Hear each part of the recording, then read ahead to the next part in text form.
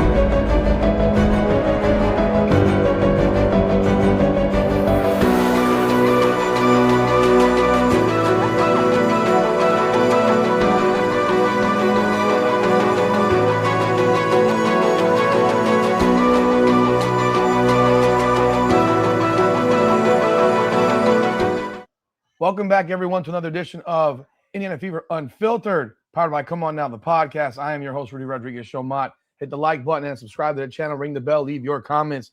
Appreciate y'all continued support of the channel. Be sure you hit that subscribe button, man, because that's so important to grow in this channel, separate of the main channel, man. I appreciate everyone who jumped on board today, after the game, the immediate reaction live. But there's so much to talk about in this game, and I know I get a little, hot and heavy when I go live and such. But man, we got to be honest about what's really, really going on here. You have a team in the Indiana Fever that, while they claim they made a lot of changes in the offseason, they really didn't. They brought in players that have not changed this team at all, not in the least. They have, you have the same three: Cailtin, Kelsey, Aliyah.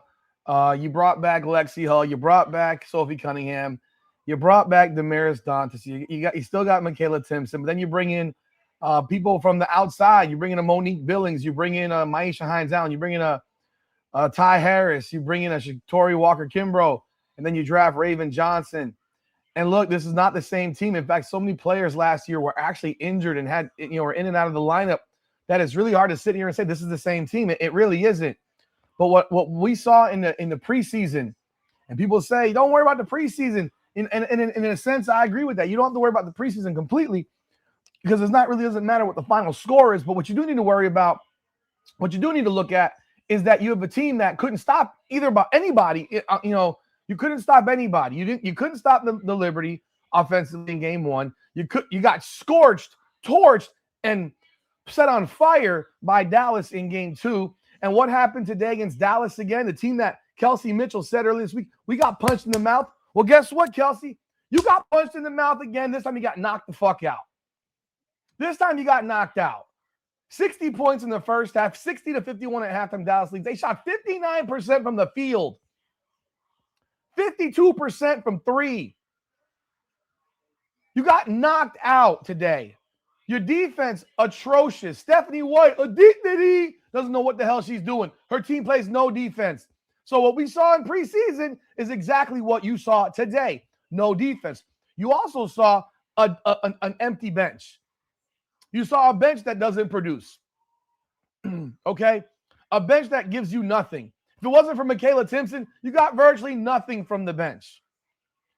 Virtually nothing. This is the second unit now that against Nigeria only outscored Nigeria 35-28 in the second half in that game against Nigeria.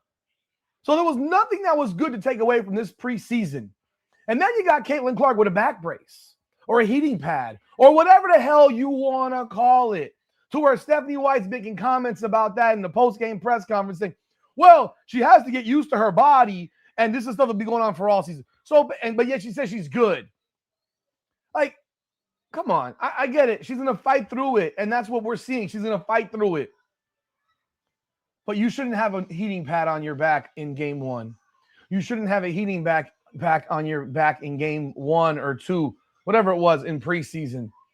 So what we're doing is we're dealing with the same nonsense we dealt with last year, nagging soft tissue situations that are never healing. Is that what you're telling us, Miss Stephanie White?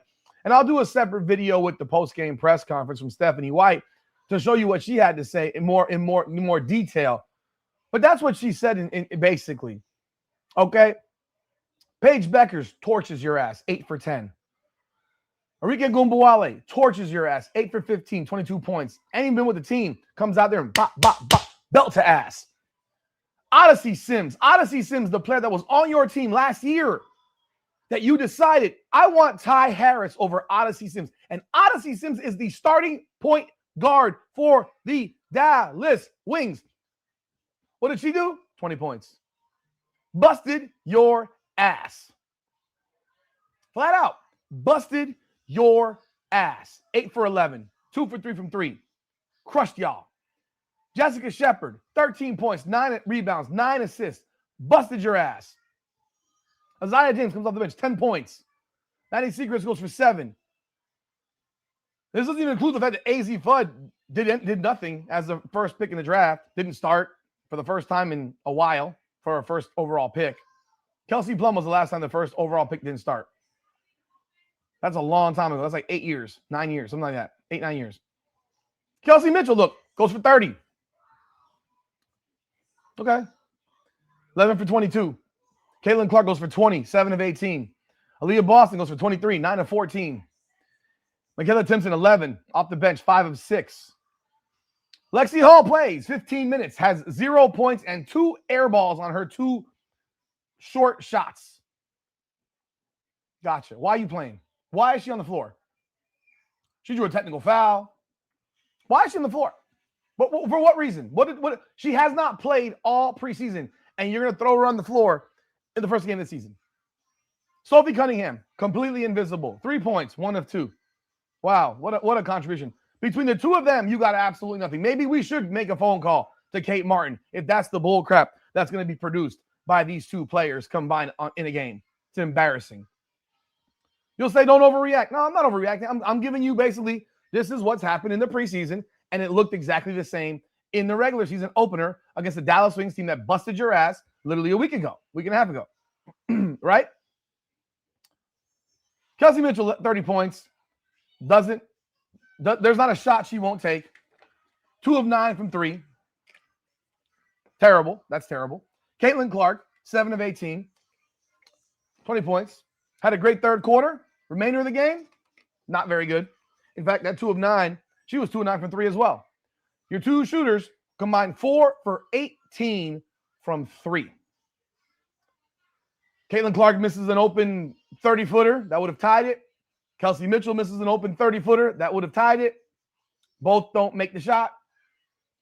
A lot of the stuff that I said about Caitlin Clark, about evolution of her game, well, it reared its ugly head today. She had 5 turnovers, 3 off of offensive fouls. No force, not really from forced passes, but just offensive fouls, shoving off. They're going to call that this year. They're going to call that. You cannot be so obvious with a shove off. People shove off all the time, but you cannot make it so damn obvious. Yeah, that was Caitlin Clark, third quarter. They're down 9. Third quarter, Caitlin Clark erupts. She hits a couple threes. Catch and shoot threes. She's waiting for the ball, catch and shoot. It wasn't that step back garbage from 30. It was a catch and shoot 3. That step back 30-footer is not a high efficiency shot. It's going to be a miss more often than not. You have to accept it. That is part of the game. You're going to miss that shot more often than not. I don't know why that is so hard for people to understand. I do not get it. It's utterly annoying. Okay? So, fourth quarter, they fall behind early in the fourth quarter, and they really never caught up. That's really what it was. You know, Caitlin Clark takes a 32-footer from 3 with 6:21 to go. I remember, keep telling you, them logo threes, they're not efficient, but you want them, so she'll keep shooting them until other people say something else. I got no problem with that shot if it's coming in the flow of the game, if you're moving in fast break, you're running into the shot, something like that. But if you're just shooting that shot, bounce, step back 3, guess what? That's probably not going to go in most of the time. It's a low efficiency shot. And to say otherwise is just completely, completely, it's flawed. You know, I believe Cailtin was 1 of 6 in the fourth quarter. I think that was the number I saw. Yeah. Another 25-footer that she missed. Yeah, I think she was 1 of 6 in the fourth quarter from the field. That's not going to get it done. But again, you know, who do you blame? You blame everybody, man. Everyone has an ownership in this. Aliyah Boston is so out of shape that she can't play the fourth quarter. Like, this is where we are. Aliyah Boston is so ungodly out of shape that she cannot play in the fourth quarter but for 5 minutes. She gets sat on the bench as soon as the fourth quarter starts, pretty much, and sits for a good 5 minutes and cannot play. I mean, hey, but you know, they were telling us how great she looked in Unrivaled. That was really, really important, right?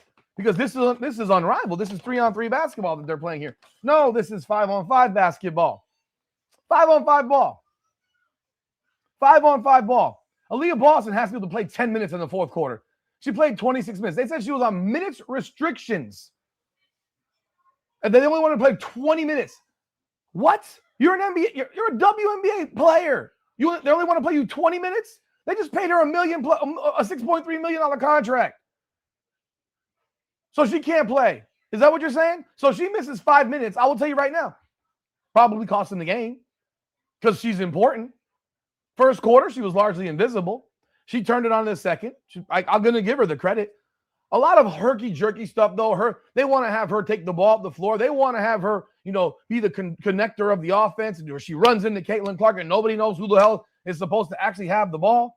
They ran literally almost no pick and roll the entire game. The most effective play that this team can run, they literally ran it almost nil, almost zero. Caitlin Clark, when she's off the ball, they're not setting screens for her. Kelsey Mitchell, dribble, shoot. Again, she had 30. But you got to remember how the offense runs. This offense today, like before people get in anything and say, oh, well, they scored all these points. Yeah, they did. They scored all these points. Guys, I'm actually kind of doing two things at once right now, trying to pack up some stuff for Mother's Day as I'm doing this video. But, yo, 4 for 18. If you keep on jacking threes to both of them, her and Cailtin and Kelsey, and it's not working, how about you attack the rim? How about you attack the rim? Go to the basket. You lost by 3 on your home floor to a team that shot 59% from the floor and 52% from 3. Paige Beckers abused Sophie Cunningham. Abused her. It was embarrassing. Absolutely freaking embarrassing. Embarrassing. Abused her. Yeah, that happened. You saw it. You saw it. I saw it. We all saw it. Where was that toughness that I was looking for Sophie Cunningham? Didn't see it today. It wasn't there. Not today. I mean, you can go through it. Stephanie White, dumbfounded on the bench, doesn't know what's going on. He's her assistant to coach the team. Laughing it up with Alana Smith on the sideline. Ha ha, Kiki. Watching Aliyah Boston help the other team's player off the ground after she fouls her. Soft ass crap. You leave her on the floor. Let her get up her damn self. You fouled her. Move on. You don't got to help her up. You don't got to check on her. Are you a competitor? This isn't freaking patty cake and tiddlywinks. You're a professional athlete. Leave her ass on the ground. Let her get up on her damn self. This is nonsense. Third quarter. The only quarter the Indiana Fever won in this game. The third quarter by 9. That was the quarter where Caitlin Clark went off. Besides that, they lost every other quarter, including the fourth quarter on their home floor. Period. End of story. The same issues we saw in the preseason, we saw today. Your bench, useless. Walker Kimbrough's never going to play. I got to give Michaela Timpson played a great game. I would start her. Maisha Hines-Allen, sit her on the bench. Monique Billings, injured. So Monique Billings is injured, right? Let's start Maisha Hines. Now, how about we start Timpson?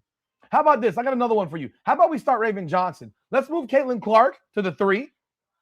And I don't mean to be the point guard, obviously. I'm talking about she's going to guard the 3 because she's not a point. She can't guard the point guard. Like, why didn't Stephanie White in this game put Raven Johnson in the game to guard Agrike Egumbawale or Odyssey Sims, who were torching Caitlin Clark defensively? They were killing her. Don't deny it. They were killing her. You have Kelsey Mitchell who can't guard anybody. Cailtin doesn't do a good job on ball defense. This is not the game that those two should be at the head of the snake guarding people. Put Raven Johnson on the floor. Let her play defense. And you know what? Sit Sophie's ass down. Sit Lexie's bum ass down. Let those three guards go. And you can run Cailtin on the ball, off the ball. I don't even care anymore. But you know what? You can run her on the ball. It's fine with me. But when you run her off the ball, how about we set some screens for her and get her open, get her some open shots? Because that's what happened when she hit those 2 threes. It was a catch and shoot situations, man. Catch and shoot situations. The 2 threes that Caitlin Clark hit, she had her legs under her. She had arc on the shot. Good shots. The ones that she missed, largely terrible ones.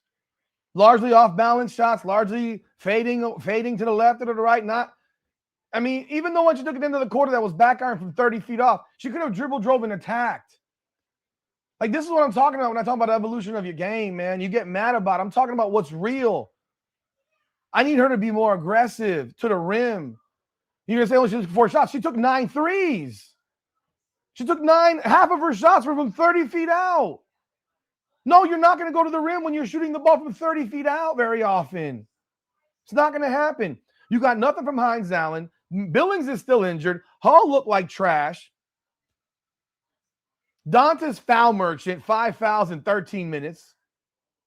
Raven Johnson, she played 12 minutes, was 1 for 1. Give her more burn. Especially against a team like this with athletic guards who can freaking go so she can guard them. But no, let's sit her today. Let's not play her today because it only makes sense. You gave up 59% shooting and you don't play your best defensive player. Are you serious?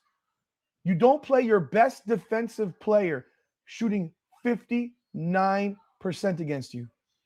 Let that sink in for a second. 59%.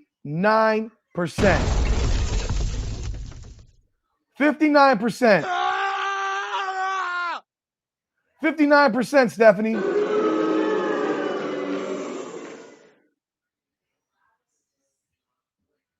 Yo, it's the first game. I'm not going to overreact too much, but you probably already think I have. I'm not overreacting. I'm pointing out what the reality is.